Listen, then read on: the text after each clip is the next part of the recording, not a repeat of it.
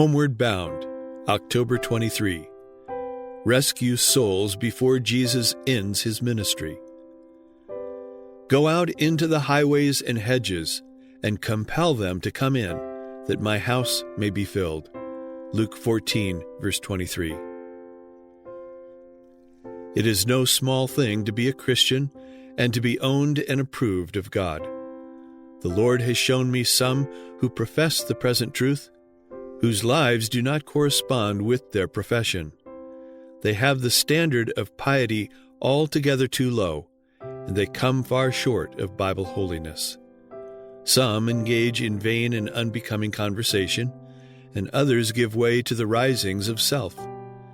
We must not expect to please ourselves, live and act like the world, have its pleasures, and enjoy the company of those who are of the world, and reign with Christ in glory.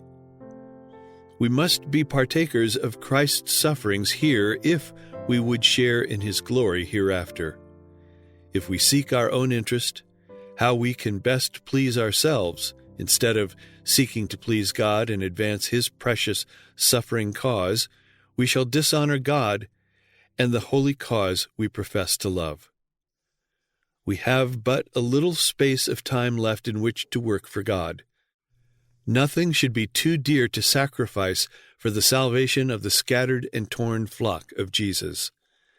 Those who make a covenant with God by sacrifice now will soon be gathered home to share a rich reward and possess the new kingdom forever and ever. Oh, let us live wholly for the Lord, and show by a well-ordered life and godly conversation that we have been with Jesus and are his meek and lowly followers. We must work while the day lasts, for when the dark night of trouble and anguish comes, it will be too late to work for God.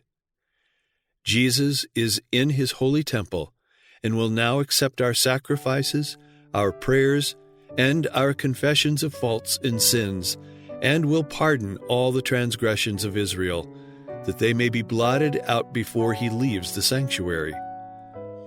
When Jesus leaves the sanctuary, then they who are holy and righteous will be holy and righteous still, for all their sins will then be blotted out, and they will be sealed with the seal of the living God. But those that are unjust and filthy will be unjust and filthy still, for then there will be no priest in the sanctuary to offer their sacrifices, their confessions, and their prayers before the Father's throne. Therefore, what is done to rescue souls from the coming storm of wrath must be done before Jesus leaves the most holy place of the heavenly sanctuary. Early Writings, pages 47 and 48.